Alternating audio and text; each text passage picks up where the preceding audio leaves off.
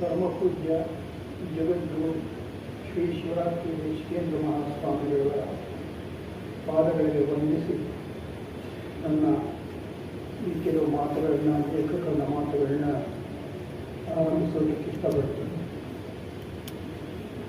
ಮಾನನೀಯ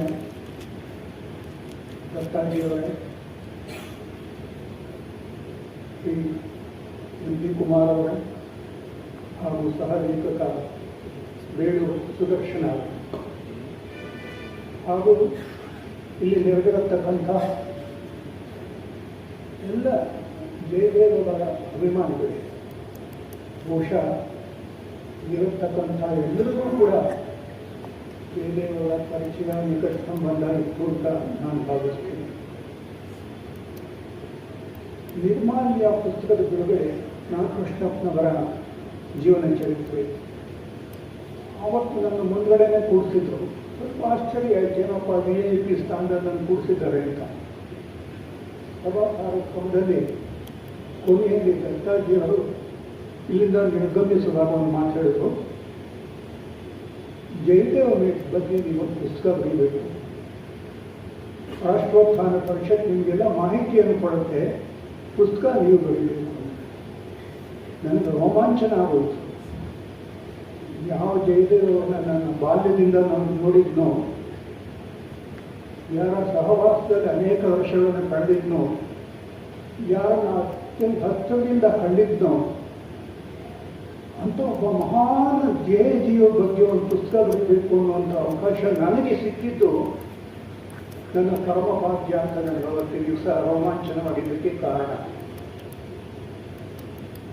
ಪರಮ ಪೂಜ್ಯ ಸ್ವಾಮೀಜಿಯವರು ಆವಾಗ ಕೇಳ್ತಾ ಇದ್ರು, ಎಲ್ಲಿಗೆ ಗೊತ್ತು ಪುಸ್ತಕ ಅಂತ. ಮಠದ ಸಿಬ್ಬಂದಿಯವರು ಕೂಡ ನನಗೆ ಫೋನ್ ಮಾಡಿ ಕೇಳ್ತಾ ಇದ್ರು. ಸುಮಾರು 175 ಪುಟಗಳು ಪುಸ್ತಕ ಮುಗಿಸಿದ್ದೆ. ಇನ್ನೊಂದಷ್ಟು ಮಾಹಿತಿ ಸಿಗಬೇಕಾಗಿತ್ತು, ಅದು ಸಿಕ್ಕಿರಲಿಲ್ಲ. ಅದಕ್ಕೋಸ್ಕರ ನಿಧಾನ ಆಯಿತು. ನಾನು ಇನ್ನೊಂದು ಬೇರೆ ಪ್ರಾಜೆಕ್ಟ್ಗೆ ಕೈ ಹಾಕಬೇಕಾಗಿತ್ತು, ಬರವಣಿಗೆ ಪ್ರಾಜೆಕ್ಟಿಗೆ. ಆಗ ಶ್ರೀ ಬೇಳೂರು ಸುದರ್ಶನ ಅವರು ಈ ಕೆಲಸವನ್ನು ಮುಂದುವರಿಸಿ ಈ ರೀತಿ ಒಂದು ಪುಸ್ತಕ, ಜಯದೇವರನ್ನು ಸಮಾಜಕ್ಕೆ ಪರಿಚಯ ಮಾಡಿಕೊಡುವಂಥ, ಮನೆ ಮನೆಗೆ ಪರಿಚಯ ಮಾಡಿಕೊಡುವಂಥ ಒಂದು ಪುಸ್ತಕವನ್ನು ಮುಗಿಸುವುದರಲ್ಲಿ ಸಹಾಯ ಹಸ್ತವನ್ನು ನೀಡಿದ್ದಾರೆ. ಈಗೆಲ್ಲ ಆಶ್ಚರ್ಯ ಆಗ್ತದೆ. ಇಲ್ಲಿರುವಂಥ ಬಹುಪಾಲು ಜನಕ್ಕಿಂತ ಮೊದಲು ನಾನು ಜಯದೇವರನ್ನು ನೋಡಿರುವಂಥವ್ರು. ಬಹುಪಾಲು ಜನ 1954ನೇ ಇಸ್ವಿ ಸಿದ್ಧಗಂಗಾ ಕ್ಷೇತ್ರ, ಡಿಸೆಂಬರ್ ತಿಂಗಳು ವಿಂಟರ್ ಕ್ಯಾಂಪ್ ನಡೀತಾ ಇತ್ತು. ಆಗಿನ ವಿಂಟರ್ ಕ್ಯಾಂಪ್ನಲ್ಲಿ 300-400 ಜನ ಫ್ರೆಂಡ್ಸ್ಗಳು ಇರ್ತಾ ಇದ್ರು. ಅನೇಕ ಸ್ಪರ್ಧೆಗಳಿರ್ತಾ ಇತ್ತು. ವಿಶೇಷವಾಗಿ ದಂಡ ಬಸ್ಕಿ, ದಂಡ ಬೈಟಕ್ ಸ್ಪರ್ಧೆ. ಒಂದು 20-25 ಜನ ಭಾಗವಹಿಸೋದಕ್ಕೆ ಶುರು ಮಾಡಿದ್ರು. ಒಬ್ಬೊಬ್ಬರೇ ಖರ್ಚ್ಕೊಂಡ್ರು. ಕೊನೆಗೆ 3 ಜನ ಉಳ್ಕೊಂಡ್ರು. ಜಯದೇವ್, ಅಜಿತ್ ಕುಮಾರ್, ಕೆ ಗೋಪಿನಾಥ್, ಗೋಪು ಅಂದರೆ ಕ್ರೂ ನರಹರಿ ಮತ್ತು ಕ್ರೂ ಸೂರ್ಯನಾರಾಯಣರವರ ತಮ್ಮ. ಅಜಿತ್ ಕುಮಾರ್ ಅವತ್ತು 1000ಕ್ಕೂ ಹೆಚ್ಚು ಬಸ್ಕಿಗಳನ್ನು ತೆಗೆದಂಥ ನೆನಪು ನನಗೆ. ಆಗ ಜಯದೇವ್ ಎಲ್ಲ ಹಟ್ಟಾಳುಗಳು, ಭೀಮಕಾಯರು ಅವತ್ತೆಲ್ಲ ಇದ್ದಿದ್ದಂಥವರು. ಹೀಗೆ ಆಗ 54 ಸ್ವಲ್ಪ ಕಾಲ ಅವರ ತುಮಕೂರಿನಲ್ಲಿ ಪ್ರಚಾರಕ್ಕಾಗಿದ್ದಂಥ ಕಾಲ. ಕ್ರೂ ಸೂರ್ಯನಾರಾಯಣರಾಯರು ಆ ಒಂದು ವಿಂಟರ್ ಕ್ಯಾಂಪ್ನ ಸಂಯೋಜಕರು ಸ್ವಾಮೀಜಿಯವರ ಹತ್ರ ಹೋಗಿ, ಸಿದ್ಧಗಂಗಾ ಮಠಾಧೀಶರ ಬಳಿ ಹೋಗಿ ಆ ಒಂದು ಜಾಗವನ್ನು ಪಡೆಯೋದರಲ್ಲಿ ಬಹಳ ಪ್ರಮುಖ ಪಾತ್ರ ವಹಿಸಿದರು. ಹೀಗೆ ಜಯದೇವರ ಮೊದಲ ಪರಿಚಯ ನನಗಾಯಿತು. ಅದಾದ ಮೇಲೆ ಜಯದೇವ್ ಕೆಲ ಕಾಲ ಮಂಡ್ಯದಲ್ಲಿ ಕೆಲಸ ಮಾಡ್ತಾಯಿದ್ರು. ಬೆಂಗಳೂರಿನಲ್ಲಿ ಇಂಡಿಯಾ ಗ್ಯಾರೇಜಿಗೆ ಬಂದರು. ಇಂಡಿಯಾ ಗ್ಯಾರೇಜ್ 56-57 ಇಸ್ವಿಂತ ನೆನಪು. ಆದರೆ ಮುಂದಿನ ನನ್ನ ನೆನಪು ಬರುವಂತಹದ್ದು 62ನೇ ಇಸ್ವಿನಲ್ಲಿ ಸಂಘದ ಸಂಸ್ಥಾಪಕರಾದಂಥ ಪರಮ ಪೂಜ್ಯ ಡಾಕ್ಟರ್ ಜಿಯವರ ಸ್ಮೃತಿ ಮಂದಿರದ ಉದ್ಘಾಟನೆ ಆಯಿತು ನಾಗ್ಪುರದಲ್ಲಿ. ಅದಕ್ಕೆ ಇಡೀ ಕಾರ್ಯಾಲಯದಂಥ ಪ್ರಚಾರಕ್ಕೆಲ್ಲ ಹೊರಟುಬಿಟ್ಟು ಜೈದೇವ್ ಪ್ರಚಾರಕ್ಕೆಲ್ಲ ಇಂಡಿಯಾ ಗೇರೇಜ್ನ ಉದ್ಯೋಗಿ ಅವರನ್ನ ಕಾರ್ಯಾಲಯ ಇನ್ಚಾರ್ಜ್ ಮಾಡಿದ್ರು. ನನಗೆ ಅವರನ್ನ ಸಹಾಯಕನನ್ನಾಗಿ ನೇಮಕ ಮಾಡಿದ್ರು.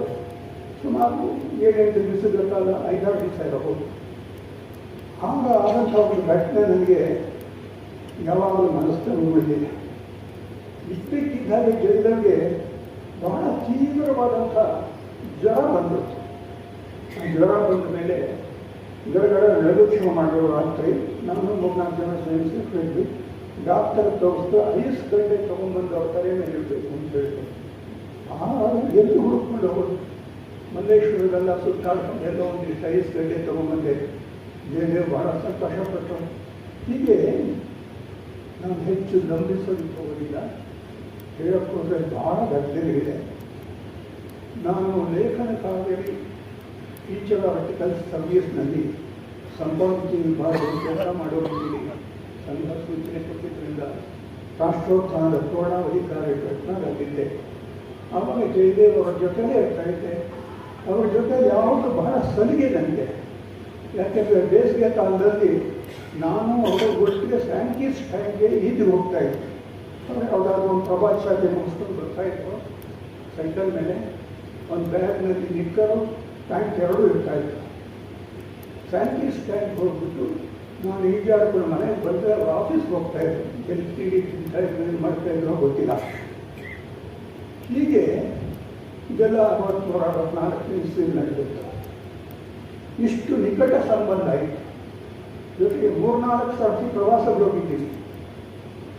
ಒಮ್ಮೆ ದೆಹಲಿಗೆ ಹೋಗ್ಬೇಕಾಗಿ ಬಂತು. ಅಲ್ಲಿಂದ ಹರ್ಷಿಕೋಶ್ ಹರಿದ್ವಾರ ಬಸ್ ತಗೊಂಡು ಇಡೀ ರಾತ್ರಿ ಬಸ್ನಲ್ಲಿ ಚರ್ಚೆ, ರಾಷ್ಟ್ರ ಸಂಬಂಧ, ನಮ್ಮನೆಯ ಲೋಪದೋಷಗಳು, ಕೊರತೆಗಳು ಇತ್ಯಾದಿ ಎಲ್ಲ ವಿಷಯಗಳು ಮುಕ್ತವಾಗಿ ಯೋಚನೆ ಮಾಡಿ ಮಾತಾಡ್ತಾ ಇತ್ತು. ನಾನು ದೊಡ್ಡ ಚಿಂತಕ ಅಂತಲ್ಲ, ಒಂಥರ ಬಾಲಿಶವಾಗಿ ನನ್ನ ವಿಷಯಗಳನ್ನ ಪ್ರಕಟಣೆ ಮಾಡ್ತಾ ಇದ್ದೆ. ಜಯದೇವ್ ಅದನ್ನೆಲ್ಲ ಕೂಡ ಸಮಾಧಾನ ಚಿತ್ತದಿಂದ ಕೇಳಿಸ್ಕೊಂಡು ಯಾವತ್ತೂ ನನ್ನ ಕೋಪ ಮಾಡ್ಕೊಂಡಿದ್ದ. ಬೇರೆ ಕಾರಣ ಕೋಪ ಮಾಡ್ಕೊಂಡಿದ್ದಾರೆ, ಆದರೆ ಈ ರೀತಿ ಮಾತಾಡೋವಾಗ ಯಾವಾಗಲೂ ಬಂದಿಲ್ಲ. ಬಂಧುಗಳೇ, ಜಯದೇವ್ ಅಪ್ಪಟ ಧ್ಯೇಯಜೀವಿ, ಅವಿಶ್ರಾಂತ ಧ್ಯೇಯಜೀವಿ. ಈ ಹೆಸರು ಹೇಗೆ ಹೊಳಿತು ಅಂತಂದರೆ ಅವನ್ನ ನಾನು ನೋಡಿದಾಗಿಂದ ವಿಶ್ರಾಂತಿ ಇಲ್ಲದೆ ಕೆಲಸ ಮಾಡ್ತಾ ಇದ್ದಾರೆ. ಹಗಲು ರಾತ್ರಿ. ಬೆಳಗ್ಗೆ 5 ಗಂಟೆಗೆ ಎದ್ದು ಪ್ರಾತಃ ಸ್ಮರಣೆ ಆದ ತಕ್ಷಣ ಸ್ನಾನ ಇತ್ಯಾದಿಗಳನ್ನು ಮುಗಿಸಿ ಬೈಕಗಳು ರಾಷ್ಟ್ರೋತ್ಥಾನದಲ್ಲಿದ್ದಾಗ ರಾಷ್ಟ್ರೋತ್ಥಾನದ ಕೆಲಸ ಕಾರ್ಯಗಳು, ಆನಂತರ ಆಫೀಸು, ರಾಷ್ಟ್ರೋತ್ಥಾನದ ಆಫೀಸು, ಆಮೇಲೆ ಶಾಖೆ, ಬೈಕರು, ಆಮೇಲೆ ಬೇರೆ ಬೇರೆ ನೂರಾರು ಚಟುವಟಿಕೆಗಳು ಅವರ ತಲೆ ಮೇಲೆ ಬಂದುಬಿಟ್ಟು ಎಲ್ಲವನ್ನೂ ಕೂಡ ಬಹಳ ಸಮಾಧಾನ ಚಿತ್ತದಿಂದ, ಆತ್ಮವಿಶ್ವಾಸದಿಂದ, ಧೈರ್ಯದಿಂದ ನಾನು ಇದನ್ನು ಮುಗಿಸಬಲ್ಲೆ ಅನ್ನತಕ್ಕಂತಹ ಒಂದು ಖಚಿತವಾದ ನಿರ್ಧಾರದಿಂದ ಮಾಡಿ ಮುಗಿಸಿದಂಥ ಮಹಾಚೇತನ ಜಯದೇವ್ ಅವರದ್ದು. Never compromised. ನನಗೆ ಕೆಲವೊಮ್ಮೆ ಜಯದೇವ್ ನೋಡಿದಾಗ ನಾನು ಬರೆದಂಥ ಕ್ರಾಂತಿಕಾರಿಗಳ ಜೀವನ ಚರಿತ್ರೆಯ ಕೆಲವು ಘಟನೆಗಳು ನೆನಪಾಗೋದು. ಒಮ್ಮೆ ಜಯದೇವ್ ಅವರ ತಾಯಿಯವರು ಬೆಂಗಳೂರು ಬಂದರು. ಆವತ್ತು ಪಂಚಾಚಾರ್ಯರದೊಂದು ಕಾರ್ಯಕ್ರಮ, ದೊಡ್ಡ ಮೆರವಣಿಗೆ ಬೆಂಗಳೂರಿನಲ್ಲಿ, ಅದು ಬಸವನಗುಡಿನಲ್ಲಿ. ಆಕೆ ಇದ್ದಕ್ಕಿದ್ದರೆ ಸಾಯಂಕಾಲ ಬಂದುಬಿಟ್ರು. ನಾನು ಒಂದೈತೆ ಜಯದೇವ್ ಬೈಕಲ್ಲಿ ಹೊರಟಿದ್ರು ಆಫೀಸಿಂದ ಬಂದು. ನಾನು ತಾಯಿಯನ್ನು ನೋಡ್ತಾ ಇದ್ದಾರೆ, ಹೇಗಿದೆಯಮ್ಮ ಏನಮ್ಮ ಅಂತ ಕೇಳ್ತಾರೆ. ನಾನು ಅಂದ್ಕೊಂಡ್ರೆ ಆಕೆ ಕೇಳ್ತಾ ಇದ್ದಾರೆ, ಜಯದೇವ್ ಹೇಗಪ್ಪ ಇದೆಯಾ ಅಂತ ಕೇಳ್ತಾ ಇದ್ದಾರೆ. ನಿರುತ್ತರ, ಹೆಚ್ಚು ಮಾತಾಡಲೇ ಇಲ್ಲ. ನನಗೆ ಹೇಳಿದ್ರು, ಅಮ್ಮ ಬಂದಿದ್ದಾರೆ, ಸ್ವಲ್ಪ ಹಾಲು ಬಾಳೆಹಣ್ಣು ತಂದುಕೊಡು, ಅವಲಕ್ಕಿ ಆದರೂ ಬಂದರೆ ಬೇಕಂದರೆ ತಂದುಕೊಡು ಅಂತ ಹೇಳಿ ಕೊಟ್ಟರು. ನನಗೆ ಈ ಸನ್ಯಾಸಿಗಳು ಯಾವಾಗಲೂ ಕೂಡ ಆತ್ಮಶ್ರಾದ್ದ ಮತ್ತು ಬಂಧು ಬಳಗಕ್ಕೆಲ್ಲ ಶ್ರಾದ್ದ ಮಾಡಿ ಅವರು ಅಂದರೆ ನಿರ್ಮೋಹದಿಂದ ಅವರು ಸಮಾಜ ಜೀವನಕ್ಕಾಗಿ, ಧಾರ್ಮಿಕ ಜೀವನಕ್ಕಾಗಿ ಪ್ರವೇಶ ಮಾಡ್ತಾರೆ. ಹಾಗೆ ಅಷ್ಟು ನಿರ್ಮೋಹಿಯಾಗಿದ್ದರು ಜಯದೇವ್. ಅಷ್ಟೇ ಕ್ರಾಂತಿಕಾರರಿಗೆ ಯಾಕೆ ಹೇಳಿ ಬಂದು ಭಗತ್ ಸಿಂಗ್ ಅವ್ರ ತಂದೆನೇ ಕಟುವಾಗಿ ಟೀಕಿಸ್ತಾನೆ. ಭಗತ್ ಸಿಂಗ್ ತಂದೆ ಕಿಶನ್ ಸಿಂಗ್ ಸರ್ಕಾರಕ್ಕೆ ಪತ್ರ ಬರೀತಾರೆ, ತಮ್ಮ ಮಗನನ್ನು ನೇಣಿಗೆ ಹಾಕಿ ಬೆಳೆಯುತ್ತಾರೆ. ಆ ಪತ್ರದ ವಿಷಯ ತಿಳ್ಕೊಂಡು ಜೈಲಿನಲ್ಲಿದ್ದಾನೆ, ನಾಳೆ ಗಲ್ಲಿಗೆ ಹೋಗ್ತಾನೆ. ಮನುಷ್ಯನ ಕಂಡ ಹೇಳ್ತಾನೆ, ಇನ್ನೇನು ನಾನು ದ್ರೋಹ ಮಾಡಿಬಿಟ್ಟೆ ಅಂತ. ಹಾಗೆ ಚಂದ್ರಶೇಖರ ತಾಯಿ ತಂದೆ ಅಂತಂದರೆ ಒಂದು ಅವ್ರು ಇಷ್ಟು ಹಣ ಅವನ ಕೈಯಲ್ಲಿ ಓಡಾಡ್ತಾ ಇರೋ 1 ಪೈಸಾ ಮನೆ ಕೊಡಲಿಲ್ಲ. ಇವೆಲ್ಲ ನನಗೆ ನೆನಪಲ್ಲಿ ಅವಿಶ್ರಾಂತ ಧ್ಯೇಯಿದ್ದೀವಿ ಜಯದೇವರು. ಇಂಥ ಮಹಾನ್ ಭಾವನ ಒಂದು ಜೀವನ ಚರಿತ್ರೆಯನ್ನು ಒಬ್ಬ ಆದ ಸಂಘ ಪ್ರೊಡ್ಯೂಸ್ ಮಾಡಿದಂಥ ಸಂಘಕ್ಕೆ ಇವರು ಸಮರ್ಪಣೆ ಮಾಡಿಕೊಂಡ್ರು. ಪ್ರಶ್ನೆನೇ ಇಲ್ಲ. ತಮ್ಮ ಸರ್ವಸ್ವ ಸಂಘ ಏನು ಹೇಳುತ್ತೋ ಅದೇ ಮಾಡ್ತಾ ಬಂದರು. ರಾಷ್ಟ್ರೋತ್ಥಾನಕ್ಕೆ ಕೆಲಸ ಮಾಡಬೇಕು ಅಂದರೆ ಇಂಡಿಯಾ ಒಂದು ರಾಜೀನಾಮೆ ಕೊಟ್ಟು ಬಂದರು.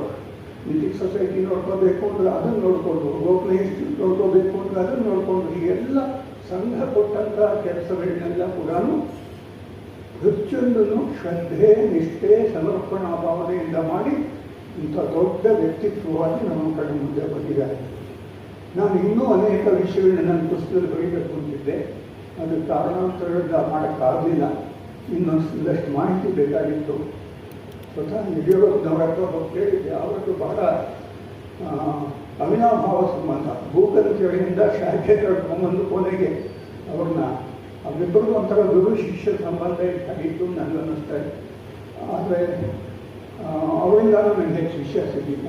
ಹೀಗೆ ಜಯದೇವ್ ಅವರ ವ್ಯಕ್ತಿತ್ವವನ್ನು ಹೇಗೆ ನಿರ್ಮಾಣ ಮಾಡಿದರು, ಅವರಲ್ಲಿ ಧ್ಯೇಯವನ್ನು, ಆದರ್ಶಗಳನ್ನು ಹೇಗೆ ತುಂಬಿದ್ರು ಅನ್ನೋದಕ್ಕೆ ಅನೇಕ ಜೀವಂತ ವ್ಯಕ್ತಿಗಳು ನಮ್ಮ ಕಣ್ಮುಂದೆ ಇದ್ದರು. ಅವರ ಜೊತೆಯವರೆಲ್ಲ ನಾನು ಸಂಗ್ರಹಿಸಿದ್ದೀನಿ. ಮಾನನೀಯ ದತ್ತಾಜಿಯವರಂತೂ ಅವರ ಜಯದೇವರ ನಂಟನ್ನು ಎಷ್ಟು ಸುಂದರವಾಗಿ ಹೇಳಿದ್ದಾರೆ. ಹಾಗೆ ನಮ್ಮ ಮಾನನೀಯ ಮುಕುಂದಾಜಿಯವರು ಕೂಡ ಅವರ ನೆನಪುಗಳನ್ನ ಬರೆದುಕೊಟ್ಟಿದ್ದಾರೆ.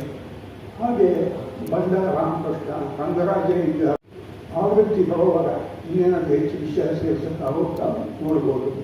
ಒಟ್ಟಿನಲ್ಲಿ ನನಗಿಂಥ ಒಂದು ಅಮೋಘವಾದಂಥ, ಅಪೂರ್ವವಾದಂಥ ಜೀವನದ ಒಂದು ಭಾಗ್ಯವನ್ನು ಪರಿಗಣಿಸಿದಂಥ ದತ್ತಾಜಿಯವರಿಗೆ, ರಾಷ್ಟ್ರೋತ್ಥಾನಕ್ಕೆ ನಾನು ಧನ್ಯವಾದ ಅರ್ಪಿಸಿ ನನ್ನ 2 ಮಾತುಗಳನ್ನ ಮುಕ್ತಾಯ ಮಾಡ್ತೀನಿ.